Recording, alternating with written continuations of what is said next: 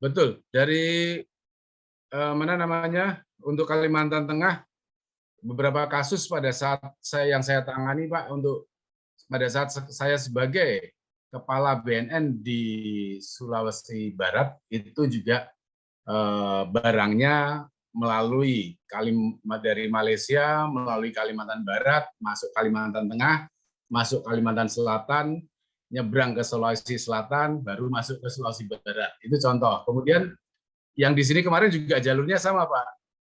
Begitu lagi. Bagi kami alma mater, ku berjanji setia, ku penuhi dharma bakti untuk Ibu Pertiwi di dalam persatuanmu jiwa seluruh bangsa.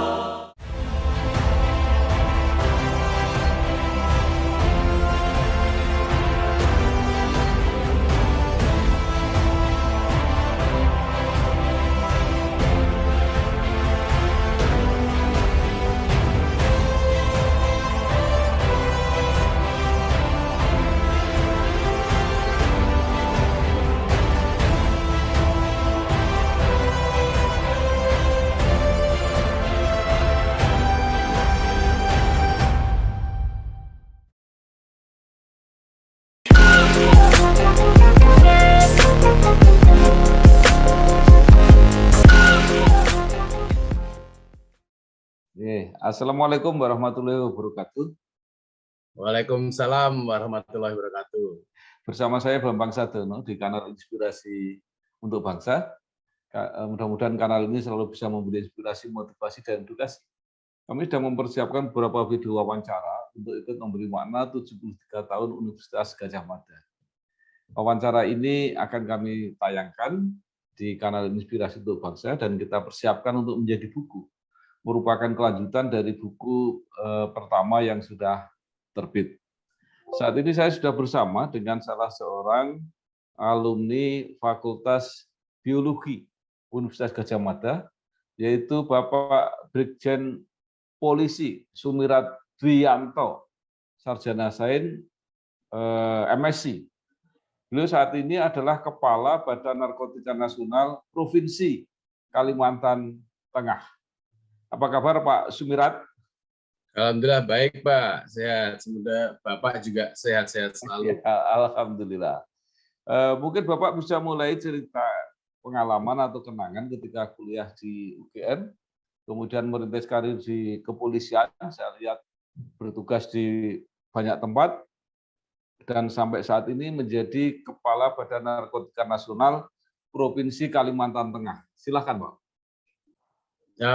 Yang pasti saya bersyukur sekali karena memang pada saat itu mungkin situasi kondisi yang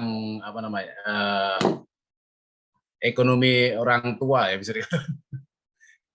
Jadi sebenarnya memang pada saat awal saya diminta orang tua saya untuk tidak kuliah. Tapi pada saat itu saya diminta untuk segera mencari kerja supaya bisa membantu perekonomian keluarga.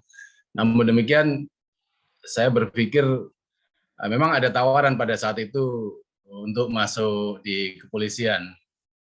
Tapi saya berpikir bukan cita-cita saya atau tidak ada dalam pikiran saya masuk kepolisian pada saat itu. Jadi inginnya saya sampaikan ke orang tua bahwasanya saya ingin melanjutkan sekolah atau kuliah, dan selanjutnya kami berhitung. Pada saat itu saya sampaikan ke orang tua, dalam waktu sebulan saya makan di rumah, saya sekolah SMA, bayar sekolah SMA dan lain sebagainya, kurang lebih 15.000. Terus kemudian saya coba lagi berhitung lagi untuk transportnya 15.000. Jadi saya hitung-hitung 30.000, udah saya cukup ini untuk saya bersekolah atau berkuliah. Dan disinilah akhirnya saya mencoba beranikan diri untuk mendaftar di UNPTN kalau salah, saya lupa waktu itu namanya. Kemudian akhirnya saya diterima di Fakultas Biologi Universitas Gadjah Mada, dan betul sekali. Jadi orang tua saya hanya memberikan 30.000. Ya, ibaratnya cukup nggak cukup ya segitu gitu. Dan ya bersyukur sekali pada saat itu uang kuliah 54.000 untuk 1 semester. Nah, di sini kami mencoba untuk berjuang supaya bisa kuliah. Nah, tidak sambil mungkin ini agak-agak ini juga di dalam kampus. Terus terang kami sama teman-teman itu apa namanya, ada waktu itu ada BSC, Biologi Study Club. Nah, di sini di Biologi Study Club ini kami membuat ringkasan-ringkasan kuliah sehingga memudahkan kawan-kawan untuk membaca, dan di situ saya bersama kawan-kawan saya, beberapa kawan itu kebagian bagian ngetik lah, supaya tidak beli yang ininya. Kalau dulu ada di stensil itu waktu itu, apa namanya? Kemudian setelah di stensil, kami akhirnya yang tidak dalam tim itu membayar semacam fotokopi lah pada saat sekarang, kalau gampang bayar fotokopi seperti itu, dan akhirnya ya minimal bisa meringankan beban untuk saat itu, untuk pada saat kuliah. Dan akhirnya ya sekali lagi kami berproses terus sampai pada suatu ketika semester 7 itu apa namanya, kok orang tua sudah mulai kesulitan karena untuk membiayai. Ya akhirnya kami pas ada pembukaan pendaftaran untuk kepolisian, setelah mengikuti kalau tidak salah yang disetarakan dengan sarjana muda, yaitu 110 SKS, dan kami mencoba. Memang pada tahun 1988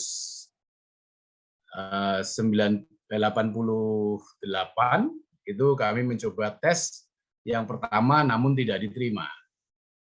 Artinya kami masih disuruh menunggu tahun depan, karena dianggap waktu itu ada 4 orang kawan yang dari Fakultas Biologi yang menurut salah satu penguji bisa diterima, tapi dianggap terlalu muda, sehingga ditunda penerimaannya dan diminta untuk ikut lagi pada tahun depan.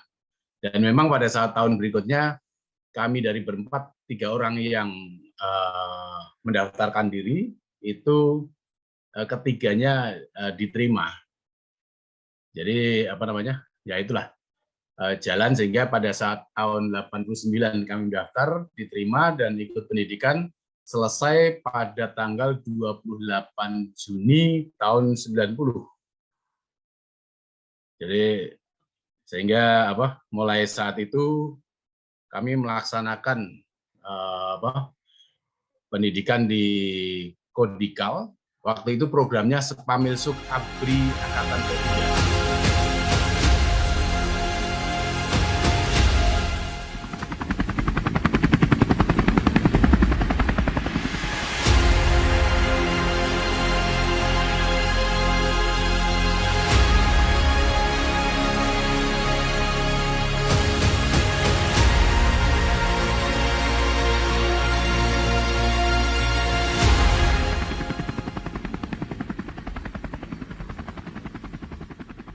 Pak, itu sudah lulus berarti Pak sarjananya?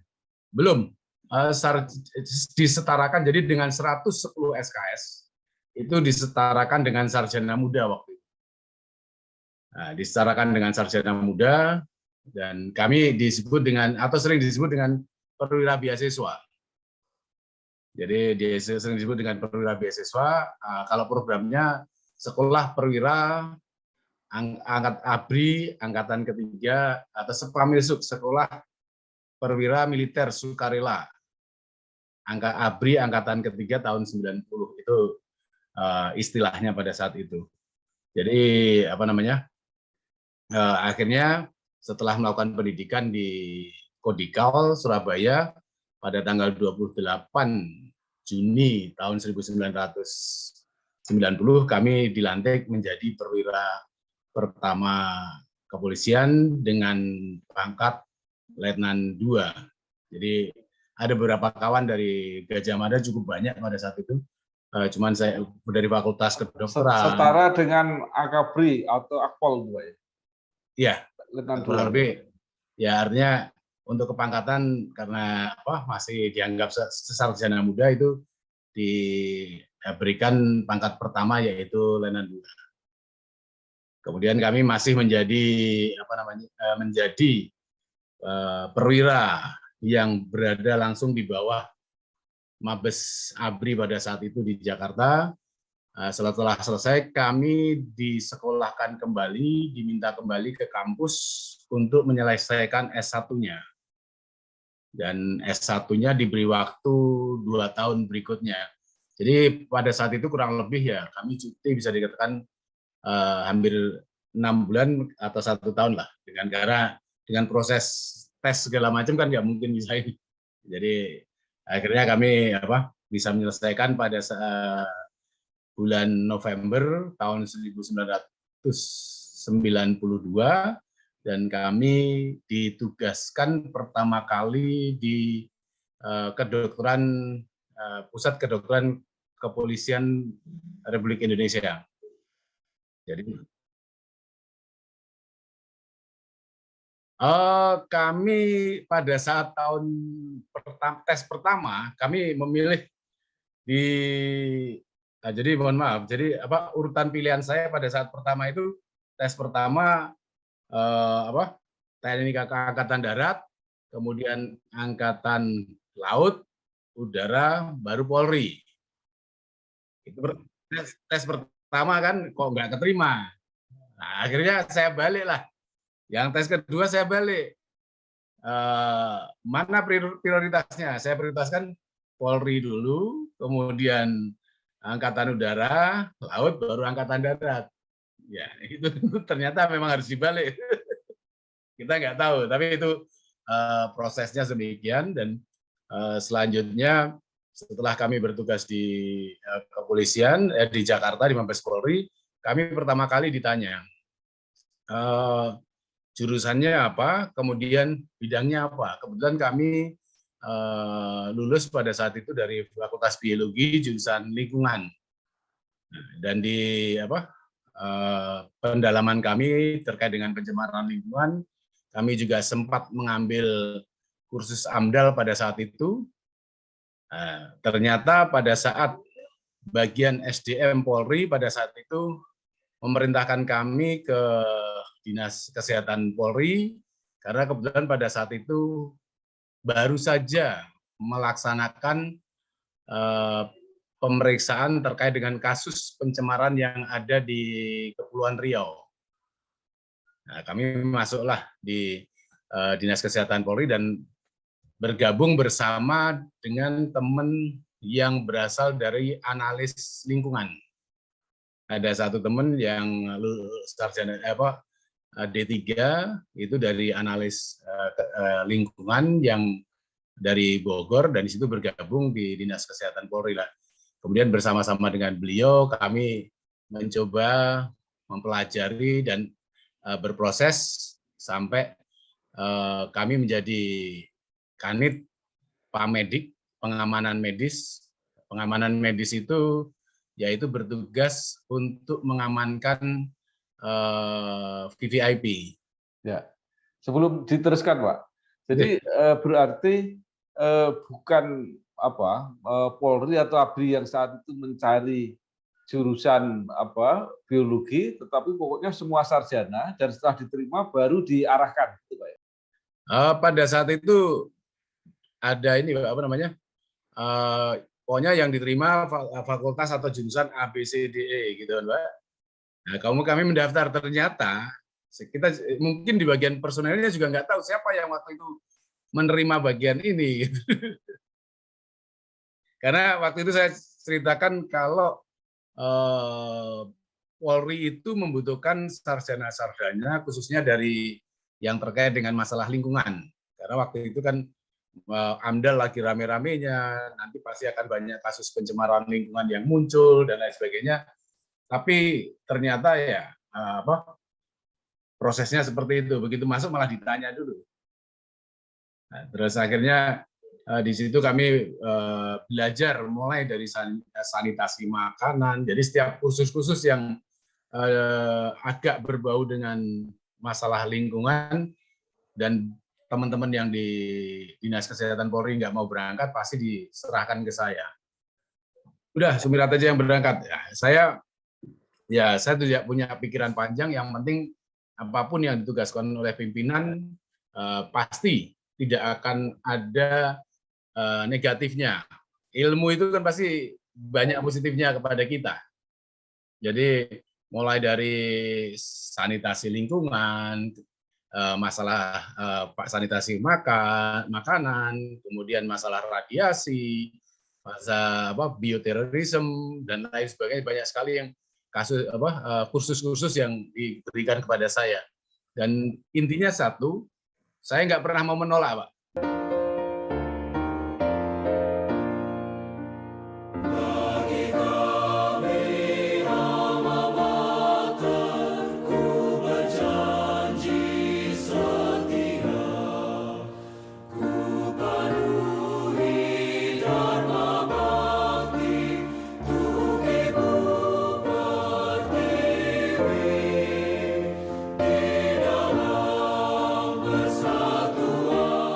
Ya, oke. Nah, kemudian S2-nya itu apa, Pak? Kalau S2-nya kami belajar di Fakultas Sospol di kajian kebijakan dan pelayanan publik di UI. Kebetulan kami di Jakarta, jadi S2 itu pada saat saya selesai melakukan pendidikan sekolah lanjutan perwira di Polri, atau kemudian masuk oleh pimpinan kami ditempatkan ke Badan Narkotika Nasional pada saat itu. Kemudian masih pangkat AKP dan pimpinan menyampaikan ada sekolah S2 dengan beasiswa dari BNN. Silakan kamu ikut. Saya sampaikan, saya masih 4 hari bertugas di BNN. Kamu kan sudah lama tugas sebagai Polri. Kalau mau ikut silakan ikut. Oh, siap. Terus kami ikut dan ya semua berproses, lulus dan selesai tahun 2005. Ya, Pak, ini pertanyaan aja. Kalau dari perwira sukarela atau apa yang direkrut dari mahasiswa itu kan tidak banyak yang jadi jenderal, Pak. Ya, kalau menurut saya semua tergantung kepada mungkin ya, kalau berbicara memang tidak banyak, tapi saya melihat banyak yang tempat-tempatnya cukup strategis juga gitu. Kalau jadi itu tempatnya strategis juga. Artinya mungkin salah satunya ya kemampuan masing-masing, ataupun kalau berbicara rezeki ya pasti punya rezeki masing-masing, tapi kemampuan masing-masing di samping mungkin yang kalau saya melihat masalah integritas, masalah kedisiplinan dan lain sebagainya itu menjadi mungkin salah satu yang menjadi penilaian. Karena terus terang saya berusaha sampai sekarang itu saya sebagai kepala BNN provinsi itu walaupun jam kerja jam 8 tapi jam 7 saya sudah di kantor. Itu contohnya. Pak, Bapak kan lama di BNN, nah kemudian mungkin beruntung karena ada pengembangan organisasi BNN, Pak ya. Dulu kalau nggak salah kan yang memimpin itu otomatis wakil gubernur kalau nggak salah dulu. Jadi perkembangan BNN sebenarnya Pak itu dari Bakolak Inpes tahun 71. Kemudian karena pada saat itu dilihat ada perkembangan terkait dengan penyalahgunaan dan peredaran gelap narkotika, sampai akhirnya perubahan Indonesia menandatangani single convention tentang narkotika dan tentang psikotropika. Selanjutnya memunculkan undang-undang narkotika, undang-undang psikotropika, psikotropika nomor 5 tahun 97 dan undang-undang narkotikanya. Nah, di situ baru pada tahun 98 dimunculkan yang namanya BKNN, Badan Koordinasi Narkotika Nasional. Yaitu setelah Badan Koordinasi Narkotika Nasional pada tahun 2002 dimunculkanlah yang namanya BNN. Dengan namanya BNN ini ada kepanjangan tangan atau bukan koordinasi di tingkat provinsi namanya BNP. Dan di kota ada BNK yang kalau BNN ketua ex officio-nya adalah Kapolri, kemudian sekretaris atau pelaksana hariannya adalah kepala BNN, itu Lakhar, kepala pelaksana harian Badan Narkotika Nasional.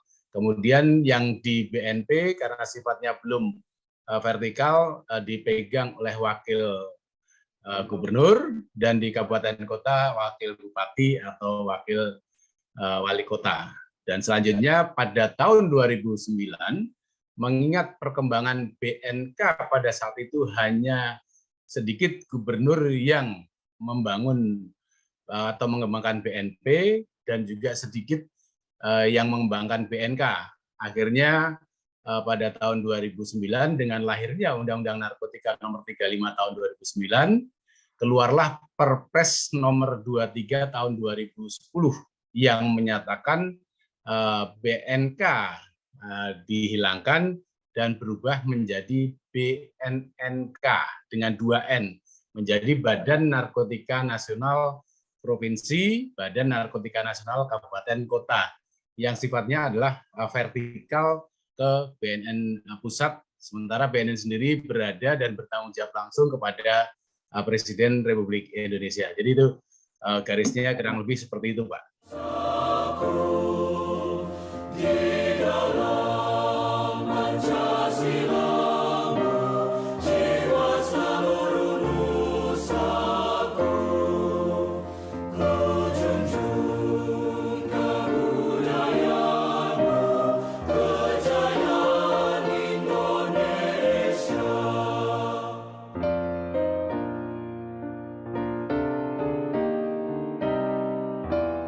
Jadi pejabatnya harus dari kepolisian atau bisa dari luar? Tidak, Pak. Jadi kalau bicara pejabat tidak harus dari kepolisian. Kalau untuk kepala BNN itu ada syarat-syarat tertentu. Seperti contoh pertama dari sisi usia itu harus minimal 2 tahun sebelum pensiun. Kemudian untuk pendidikan atau jabatan pernah menjabat di bidang penyidikan 5 tahun. Kemudian pernah menjabat di bidang penyidikan narkotika 3 tahun, kalau nggak salah demikian, Pak. Jadi ya kalau penyidikan kan ada banyak sekali. Ada bea cukai, imigrasi, BPNS, itu kan penyidik semua, Pak. Sampai Satpol PP kan ada penyidik pegawai negeri sipilnya juga. Itu penyidik. Namun berikutnya ada 3 tahun penyidik narkotika. Di kepolisian sendiri kan penyidik narkotika juga terbatas, Pak. Nah, jadi penyidik narkotika ini, sehingga saat ini untuk di tingkat nasional kepala BNN itu sebagai beliau adalah dari kepolisian. Untuk di tingkat provinsi itu kemarin ASN juga ada. Sempat yang saya ingat itu di Bengkulu, itu kepala BNN provinsinya itu sahabat saya sendiri dari ASN. Kemudian kalau di BNN kota atau kabupaten cukup banyak ASN yang menjadi kepala BNN kota atau kabupaten. Ya, tapi kalau dari polisi disetarakan dengan Brigjen, Pak? Kalau di tingkat provinsi itu saat ini disetarakan dengan berpangkat Brigjen untuk di 34 kabupaten kota. Untuk di tingkat kota itu beberapa kota sudah berproses menjadi pangkatnya komisaris besar, Pak.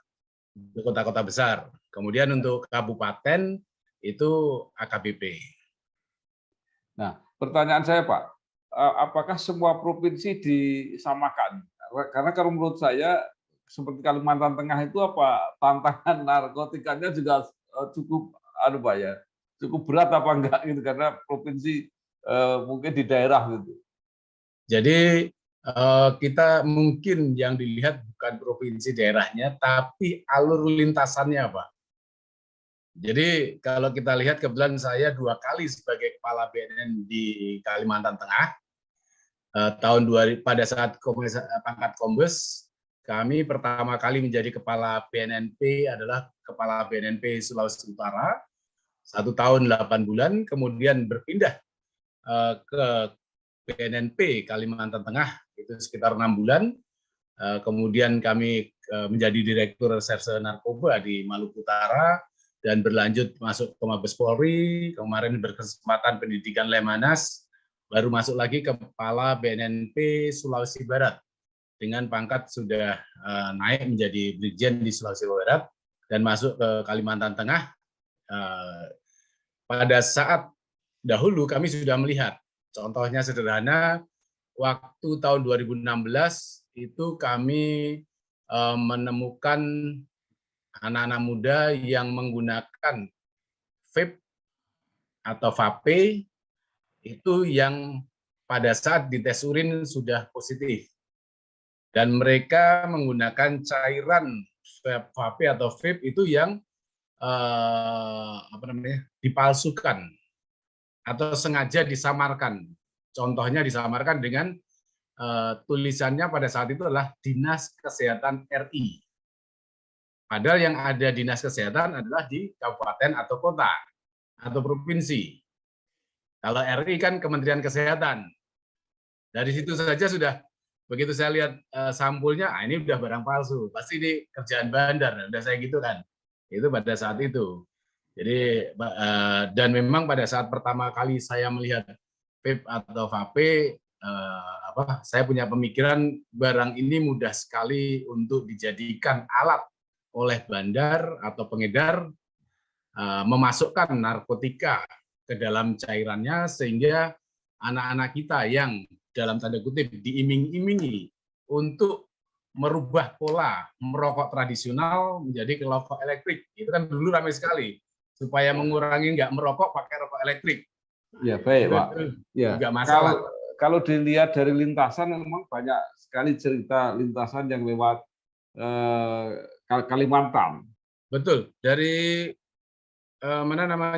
untuk Kalimantan Tengah, beberapa kasus pada saat yang saya tangani, Pak, untuk pada saat saya sebagai kepala BNN di Sulawesi Barat, itu juga barangnya melalui dari Malaysia, melalui Kalimantan Barat, masuk Kalimantan Tengah, masuk Kalimantan Selatan, nyebrang ke Sulawesi Selatan, baru masuk ke Sulawesi Barat. Itu contoh. Kemudian yang di sini kemarin juga jalurnya sama, Pak.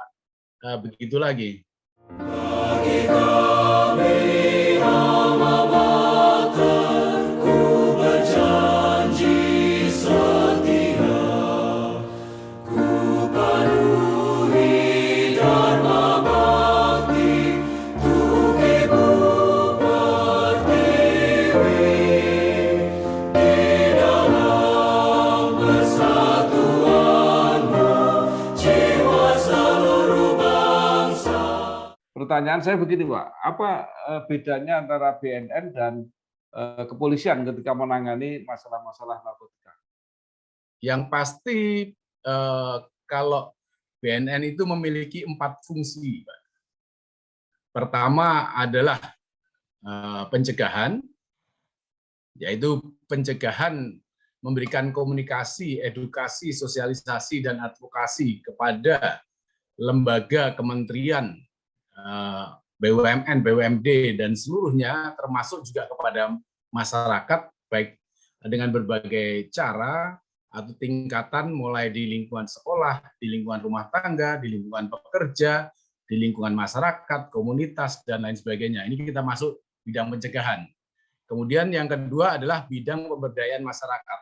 pemberdayaan masyarakat ini kita mencoba menggerakkan potensi-potensi yang ada di masyarakat yang memiliki kemampuan-kemampuan, ada tokoh adat, tokoh budaya, tokoh agama, tokoh masyarakat, ada yang tokoh-tokoh di lingkungan pendidikan, tokoh di perusahaan dan sebagainya. Tokoh-tokoh ini kita coba berdayakan, karena kalau hanya BNN sendiri yang melaksanakan kegiatan ini tidak akan berhasil. Contoh saat ini kita sedang mengembangkan yang namanya IBM, intervensi berbasis masyarakat. Kami mencoba tokoh-tokoh tadi kita berikan pelatihan-pelatihan sehingga minimal bisa memberikan konseling awal. Selain sosialisasi juga bisa memberikan konseling awal kepada para pecandu yang ada di sekitar beliau-beliau.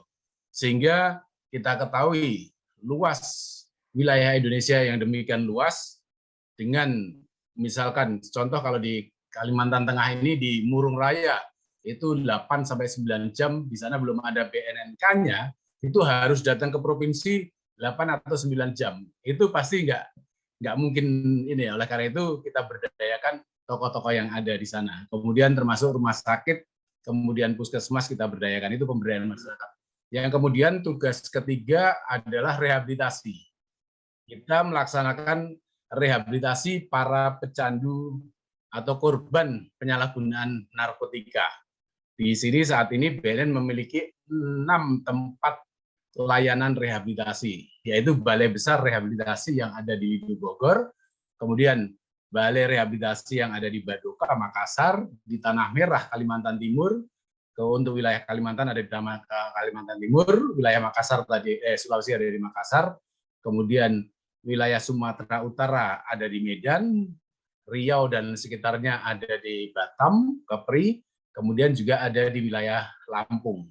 Ini 6 tempat rehabilitasi yang melayani masyarakat untuk melaksanakan rehabilitasi, sehingga kita mengajak masyarakat untuk tidak takut melapor adanya penyalahgunaan dan gelap narkotika, termasuk mereka yang canduan, karena mereka yang melaporkan secara sukarela tidak akan dituntut proses hukum, namun akan mendapatkan rehabilitasi medis maupun rehabilitasi sosial secara gratis. Namun demikian, ada hal yang kita tidak punya, Pak, yaitu adalah transportasi. Untuk datang ke BNN, kita tidak bisa memberikan transportnya, misalkan contoh, ada pecandu di Kalimantan Tengah, karena tempat rehabnya di Kalimantan Timur kan membutuhkan transportasi ini. Ini kami tidak punya, kami sedang berupaya mencoba mengajak pemerintah daerah setempat, baik kabupaten maupun provinsi, karena ini adalah warganya beliau, ya paling tidak ada semacam transportasi dari pemerintah daerah untuk sampai ke tempat rehabilitasi pemulihan.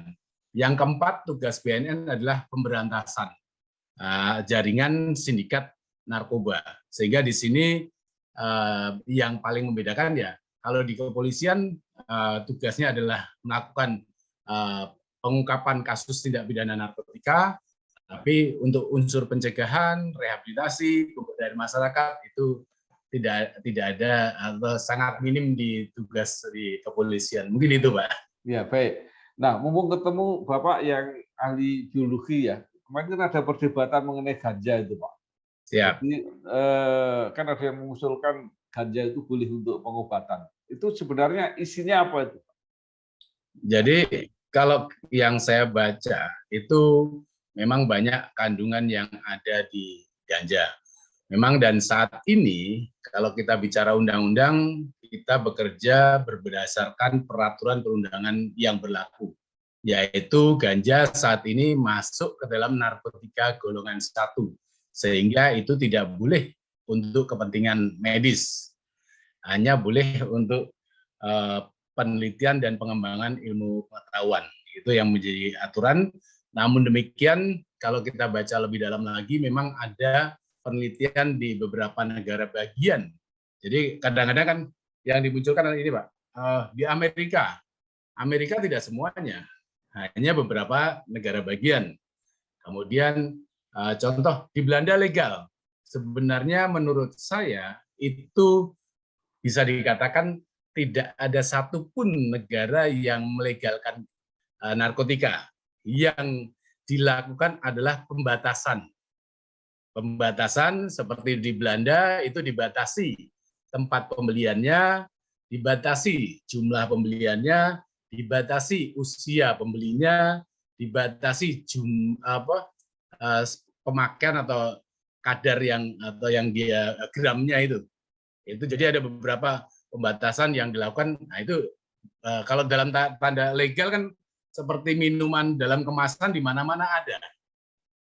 Nah Indonesia ini, mohon maaf, Indonesia kalau dilakukan seperti pembatasan itu, ya memang sampai saat ini contoh yang sudah dilakukan pembatasan oleh negara kita yaitu rokok.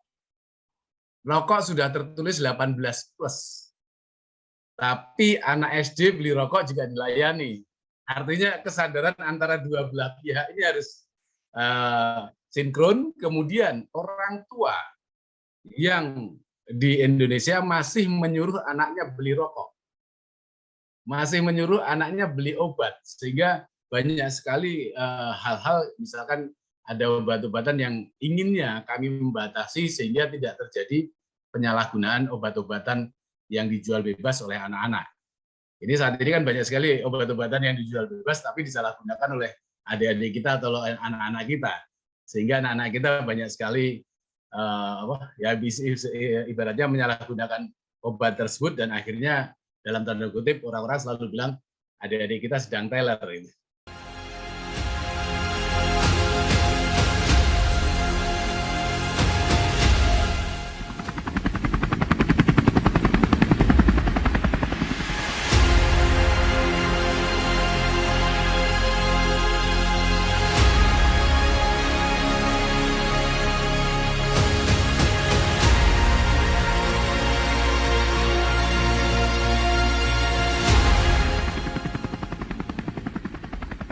Ini Pak, sekarang kembali ke UGM, Pak. Selain apa yang Bapak paling kenang selama di UGM, mungkin juga setelah perjalanan panjang ternyata biologi bisa jadi polisi dan sebagainya, itu apa yang ingin disarankan baik kepada alma mater maupun kepada mahasiswa yang sedang belajar? Yang pasti, Pak, pada saat itu Gajah Mada pertama ya pasti kampus yang top, yang diidam-idamkan oleh generasi muda pada saat itu, pada saat zaman saya. Dan itu yang pertama. Yang kedua, belajar di sana paling enggak, kalau saya merasa lebih tenang karena waktu itu namanya kampusnya benar-benar kampus yang merakyat lah ibaratnya gitu. Ada yang tukang becak juga kuliah di sama-sama, ada yang naik sepeda, macam-macam lah. Jadi saya lahir di Sumatera Barat, kemudian saya besar di Semarang, di Purworejo. Jadi besar di Semarang dan di Purworejo, kemudian kuliah di Gajah Mada, dan bekerja saat ini ya muter-muter. Jadi dengan pada saat itu yang saya pelajari adalah melihatnya di UGM orang-orang top lah. Pada saat itu saya ingin masuk itu aja, Pak. Itu aja ya, sehingga yang ada di dalam saya ya kampusnya dengan berbagai macam kalangan yang diterima seperti itu kan, rasanya saya bisa masuk lah, saya bisa diterima, tidak melihat adanya perbedaan antara yang kaya, yang ini segala macam, sehingga ini menjadikan kita kuliah tuh enak, nyaman gitu, Pak.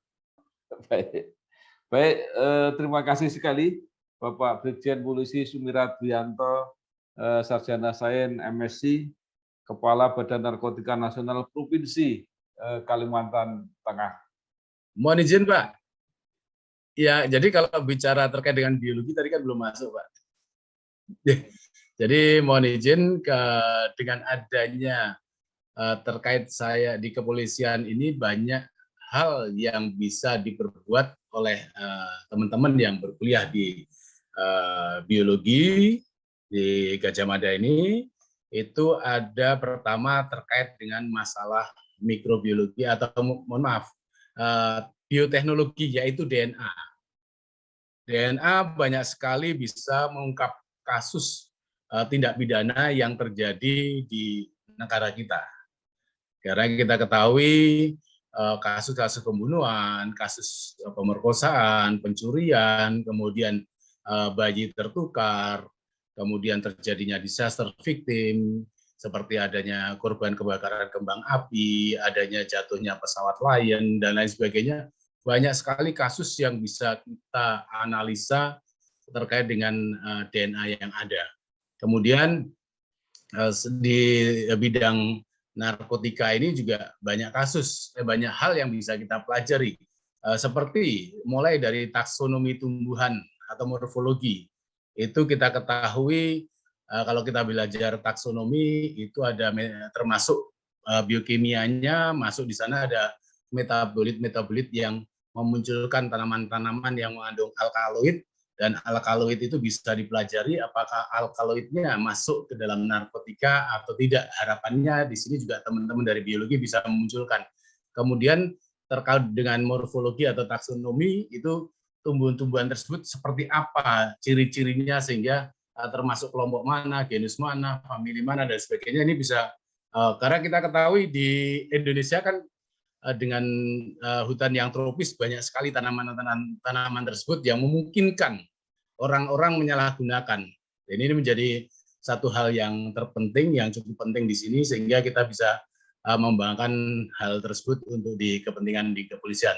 Termasuk penelitian-penelitian yang ini sedang saya coba tawarkan juga terkait dengan pemusnahan ladang ganja dengan memanfaatkan hama ataupun hama alami lah yang ada. Ini kan juga menjadi tantangan kita, Pak. Kecuali kalau ganja itu memang sudah menjadi dalam tanda kutip tadi ada Bapak sampaikan terkait dengan pengobatan. Kembali lagi kalau ganja dengan pengobatan tadi, yang berhak menyatakan boleh tidaknya itu untuk kepentingan medis hanya menurut saya hanya dokter atau mereka-mereka yang memiliki kemampuan medis. Sementara kadang-kadang kita, oh ini untuk kepentingan medis, jadi semua orang berbicara untuk kepentingan medis. Saya untuk sakit perut, saya perut, ya, ini kan bukan haknya, bukan ranahnya. Ini juga menjadi perhatian kita bersama terkait dengan ganja.